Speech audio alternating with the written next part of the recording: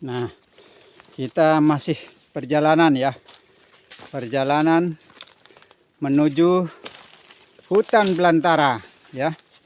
Ini dalam, saudara-saudara. Ini boleh dilihat ya. Dalam. Nah, seperti itu. Hutan belantara tidak terjamah. Jarang orang sampai di sini ya. Nah, itu. Wah, kelihatannya sudah mulai mengeluarkan bekal ya. Bekal kelihatan sudah lapar. Nah, itu bekalnya apa? Pisang, saudara-saudara. Pisang. Setahu saya yang tidak doyan pisang itu apa? Monyet-monyet nakal ya. Yang tidak doyan pisang. Yang doyan pisang adalah monyet juga sebenarnya. Nah, ini bukan kita melihat zahirnya monyet ya. Kita lihat batinnya. Karena hidupnya yang kita akan lihat ya. Nah, itu bukan kita memandang zahirnya segala sesuatu ya. Sekalipun manusia, sekalipun binatang, sekalipun ini kayu besar ya. Kayu besar. Tuh, saya perlihatkan ya saudara-saudara ya. Itu, tinggi ya. Itu. Sampai di atas, suara kicauan apa, binatang apa tidak tahu. Pokoknya prediksi sendiri saja. Karena bahasa kita masing-masing ya. Kalau bahasa Lombok itu kentedek namanya yang berbunyi itu. Ada yang bilang kenterek, ada yang bilang ketedek. Nah, itu tergantung bahasa kita masing-masing ya. Nah, ini. Nah, di sini kita mulai istirahat ya. Ini namanya pohon nibung ya, daun nibung.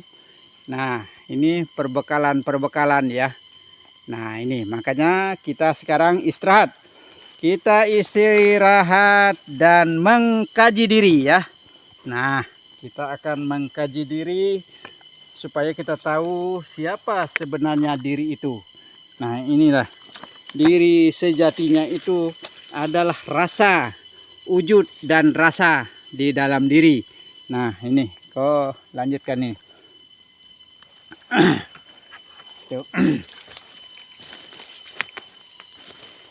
Nah, kita akan lanjut ke rasa ya. Nah, rasa ini tidak lain, dekat sedikit, tidak terkencang. Rasa ini tidak lain adalah rasa Allah sebenarnya. Rasul rahasia rasa pada diri sebenarnya. Pada manusia ya. Manusia yang paham kepada diri. Manusia yang kenal pada dirinya. Yang mengetahui diri. Maka ada man arafa nafsahu faqad arafa rabbahu. Barang siapa yang tahu diri, yang kenal diri, yang paham dirinya, maka sesungguhnya dia telah mengenal Tuhannya. Sesungguhnya dia telah mengenal penciptanya. Maka kita harus mempelajari diri kita ya. Di mana diri kita, di situ ada Allah ya. Di situ Allah selalu menyertai pada diri. Maka wahwa ma'akum ainama kuntum. Di mana kamu berada, di situ aku menyertaimu. Sekalipun kita di dalam hutan ya, sekalipun kita di dalam gua, sekalipun kita di manapun jua berada ya, di situ kita disertai Allah sebenarnya. Di situ kita dibarengi Allah. Jangan kita merasa jauh dengan Allah. Karena sesungguhnya kalau kita merasa jauh dengan Allah, maka di akhirat nanti kita tidak akan berjumpa dengan Allah Subhanahu wa taala. Karena ini perkataan Rasulullah ya. Nah, itu kalau perkataan para wali ya, jika kita tidak melihat Allah, tidak mampu dan tidak bisa memandang Allah dari sekarang, maka sesungguhnya di akhirat nanti lebih-lebih kita tidak akan bisa untuk memandang kepada Allah atau melihat kepada Allah. Nah, ini cara-cara perjalanan terdahulu ya, di mana kita duduk, di mana kita istirahat, di situ kita mempelajari diri ya. Di situ kita memberikan pemahaman ya. Termasuk kita belajar keilmuan-ilmuwan ya. Ilmu dunia dan akhirat. Dan kelebihan-kelebihannya insya Allah akan saya lanjutkan. Seperti itu. Dekat sedikit.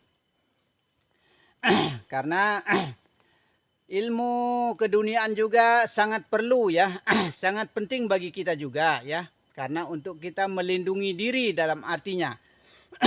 Belum tentu perjalanan hidup ini ya selalu mulus ya. Belum tentu perjalanan hidup kita ini selalu datar, selalu rata dalam artinya. Ayak pudunan, ayak tanjakan. Jalan selalu berliku-liku. Itulah liku-liku kehidupan. Kadang kita baik sama orang, belum tentu kita dibaiki sama orang ya. Contoh saja ya, baru saja kejadian ini ya. Kita baiki orang, orang pinjam motor, ternyata motor kita baru saja dibawa lari maling. Orang pinjam, ya, kenal sih kenal, ndak seberapa kenal ya, kita tidak tahu rumah. Tahu-taunya kita punya motor sendiri, dipinjam kita sudah berbaik hati, berikan orang minjam, ternyata dilarikan, tidak dikembalikan sudah setengah bulan, tidak tahu ujung pangkalnya kemana. Nah inilah contoh ya.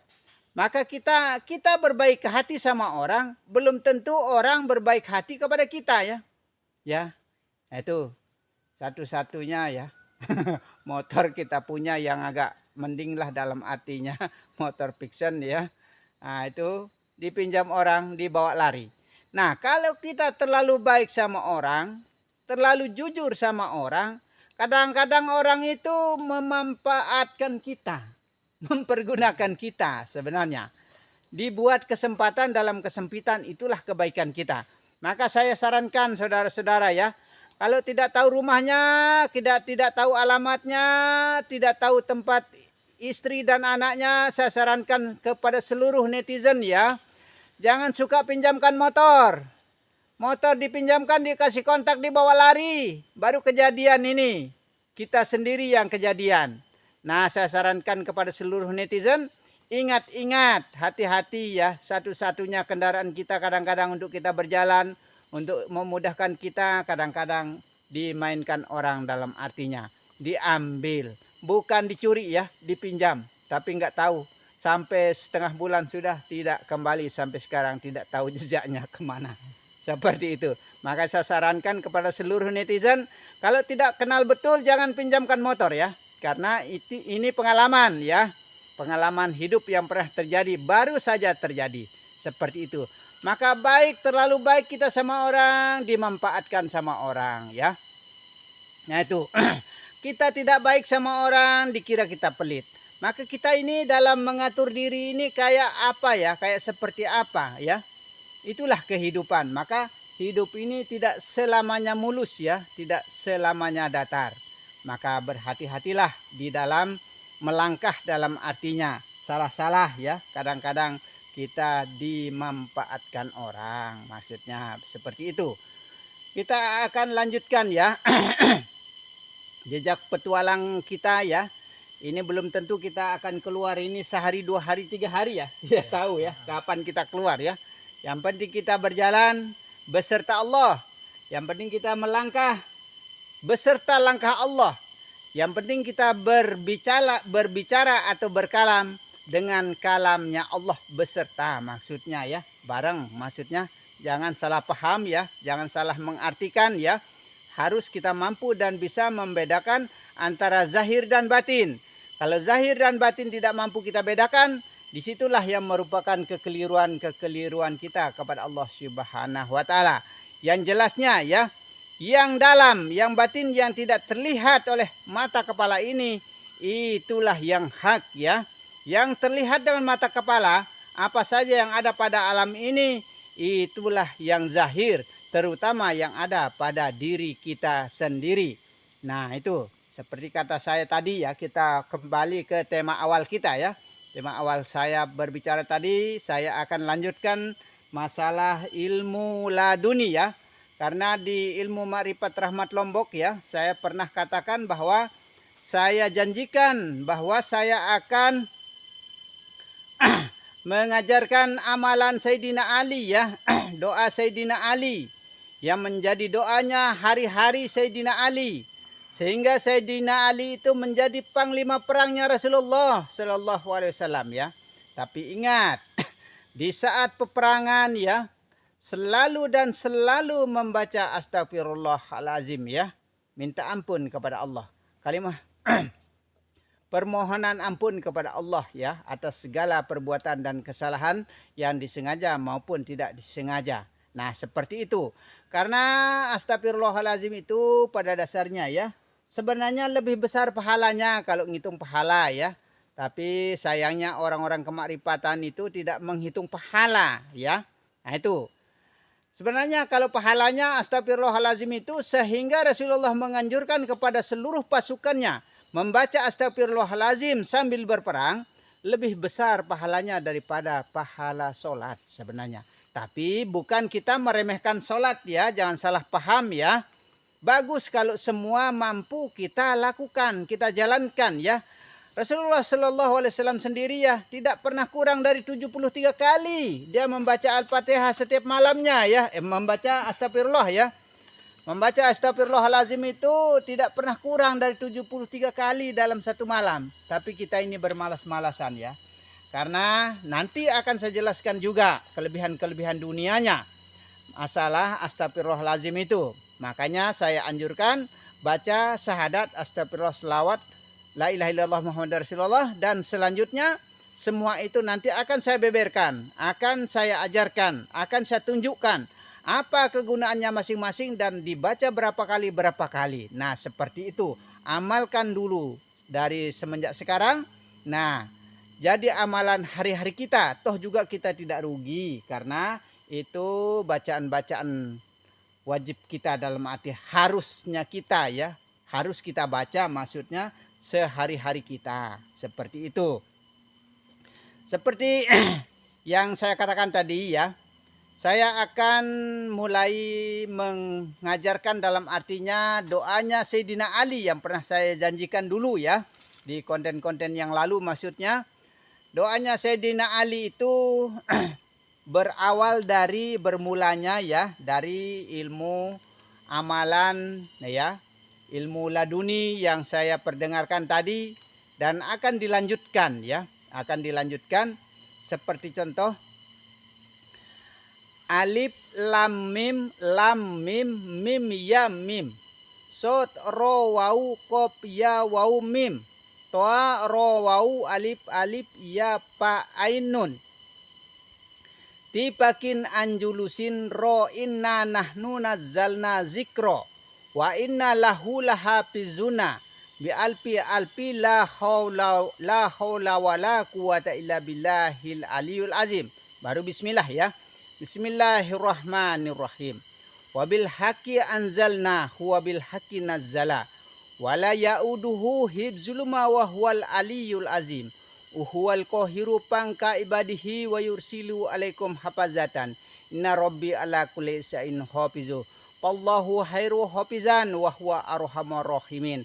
Lahu muaqibatu min baini yadayhi wa min halfihi yahfizunahu min amrillah.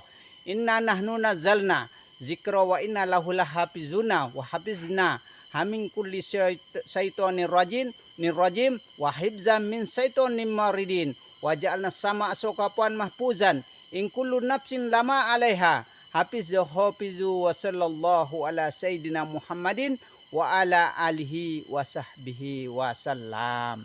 Ini doa Sayyidina Ali ya. Doa Sayyidina Ali yang merupakan menjadi ilmunya Sayyidina Ali. Sehingga Sayyidina Ali menjadi panglima perangnya Rasulullah Sallallahu Alaihi Wasallam. Yaitu termasuk mengundang para malaikat ya. Sebanyak-banyaknya malaikat yang akan membantu kita ya pada diri. Sehingga Sayyidina Ali itu sakti mandraguna dalam artinya. Itulah sebagai doanya Sayyidina Ali. Kalau bagi kita khususnya yang kemakrifatan ya, yang mau menggunakan doa ini silahkan.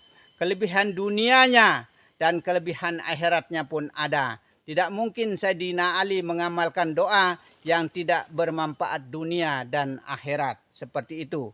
Nah makanya marilah kita sama-sama untuk melindungi diri ya, untuk menjaga diri kita ya. Khususnya saudara-saudaraku yang ada di Pulau Lombok ya. Yang sangat menginginkan doanya Sayyidina Ali atau ilmunya Sayyidina Ali ya. sulit kita temukan doanya Sayyidina Ali ini, kecuali orang-orang tertentu ya yang bisa memahami, yang tahu, paham mengenai ilmunya Sayyidina Ali ini. Di mana-mana khususnya di Pulau Lombok sana ya, mencari ilmunya Sayyidina Ali, mencari doanya Sayyidina Ali, karena Sayyidina Ali dikatakan babul daripada ilmu atau gerbang daripada ilmu, tapi gudang daripada ilmu itu adalah Rasulullah Shallallahu Alaihi Wasallam. Nah itu makanya yang mencari doanya Sayyidina Ali yang bersifat dunia dan akhirat, dalam artinya tidak rugi dunia akhirat sehingga bisa sakti mandraguna Sayyidina Ali. Inilah ilmunya, seperti itu yang saya katakan tadi, khususnya kepada saudara-saudaraku yang ada di Pulau Lombok sana ya, yang mau menggunakan, tapi ingat ya, cara amalannya ya harus selesai sholat dibaca terus, selesai sholat dizikirkan terus, seperti itu sebenarnya ya. Nah, bagusnya seperti yang saya katakan pertama ya, itu satukan, gabungkan ilmu itu di dalam diri. Sholat ya, sholat malam ya, entah 2 rakaat atau 4 rakaat, dan satukan jiwa dan raga kita. Seperti yang saya katakan tadi, ya itu menjadi usaliknya ilmu itu, doa itu ya. Nah itu. Itu jadi usalik kita, dan itu yang menjadi ayatnya kita dalam sholat sunat, sholat hajat ya. Nah itu jadi ayatnya, niatnya menyatukan diri dengan ilmu ini, seperti itu, supaya menyatu di dalam diri kita, jiwa dan raga, lahir dan batin, seperti itu sebenarnya ya. Nah habis itu selesai sholat diamalkan atau menjadi zikir kita maksudnya. Nah nanti baru kita berdoa selesai dan alhamdulillahirabbil alamin. Dan ingat ya, kemampuan ilmu itu 1 hari 1 malam, lewat dari itu sudah tidak berfungsi lagi ya, seperti semula, seperti biasa kita tidak berilmu lagi, seperti itu. Maka kalau hari-hari mau digunakan, mau dimanfaatkan, dalam artinya setiap malam kita harus berwirid, atau setiap habis sholat kita harus baca. Insya Allah dengan izin Allah akan diberikan kelebihan-kelebihan oleh Allah Subhanahu wa Ta'ala. Ya, kalau lebih lengkapnya ya, saya pernah turunkan ilmu ini di Tangun sana, khususnya di Pulau Lombok ya, di Tangun sana, namanya Gecek. Nah di situ dia pernah membuktikan, dalam artinya dia mau dirampok motornya pada saat dia pergi ke Lekor ya, ke Lekor nama desa itu ya. Nah pada saat dia pergi ke sana, nah dia itu tiba-tiba di Parang. Insya Allah dengan izin Allah saya temukan dia, saya pergi ke Tangun sana dan saya tanya, dia masih menggunakan amalan itu. Insya Allah dia selamat dan tidak terluka. Alhamdulillah ya. Nah ini makanya saya sarankan, ini bukti nyata dalam artinya ya. Saya itu aslinya ya keturunan Jerowaru ya. Keluarga saya di Jerowaru, keluarga saya ada di Tangun. Keluarga saya dari nenek saya ya. Dia, nenek saya pernah menjadi telek dulu ya. Teleknya Tuan Guru Mutawali ya. Nah itu yang grup-grupnya mereka, maksudnya grup-grupnya beliau. Nah nenek saya yang menjadi teleknya dulu ya. Nah itu makanya saya keturunan Jerowaru ya. Keluarga-keluarga saya, nah kakek-kakek saya, nah itu dialah yang menjadi tukang suling, tukang pereret dan lain sebagainya. Saya aslinya keturunan Jerowaru ya. Kitab ini pun saya bawa dari Jerowaru, kalau mau tahu saudara-saudaraku yang dari Lombok ya. Nah itu semasa saya sekolah ya, saya sekolahnya di SD 3 Tangun ya, di sebelah barat Pegadengan Tuan Guru Jerowaru kalau mau dikenal ya. Nah itu kalau keluarga dari nenek saya, kalau mau paham yang sebenarnya ya. Tapi nenek saya pernah pindah ke desa apa namanya itu, sebelum di sebelah baratnya Sepapan ya. Saya lupa namanya desa-desa itu ya. Tundak ya. Nenek saya pernah pindah di Tundak dan pernah tinggal di Tangun juga. Pernah juga tinggal di bawah kubur teres ya. Nah itulah kubur teres, maksudnya di bawah embung. Nah disitulah saya pernah besar di sana, dan saya pernah sekolah di SD 3 Tangun, baru dibangun SD 3 Tangun ya. Semasa masih hidupnya almarhum Tuan Guru Jerwaru Metawali ya. Saya keturunan orang-orang di sana sebenarnya, kalau mau pahami saya yang sebenarnya. Seperti itulah uraian-uraiannya. Makanya insya Allah dan izin Allah ya, kalau mau yang lanjut, yang mau menggunakan ilmu Sayyidina Ali ini untuk perlindungan kita dunia ya, insya Allah seperti itulah, karena saya sudah pernah janjikan ya pada konten-konten yang lalu, sehingga saya tepati janji, dalam artinya sekarang saya sudah keluarkan. Nah seperti itulah amalannya ya, boleh digunakan, dibaca setiap selesai sholat, dizikirkan maksudnya hari-hari, nah disolatkan maksudnya disatukan dengan jiwa dan raga kita. Insya Allah akan menjadi berkah kepada kita ya. Itu sebagai pegangan yang andalannya saya sebenarnya, insya Allah ya. Mudah-mudahan bermanfaat bagi kita semua, terutama yang ada dalam kemakrifatan kepada Allah Subhanahu wa taala. Seperti itulah uraian-uraiannya ya. Demikian.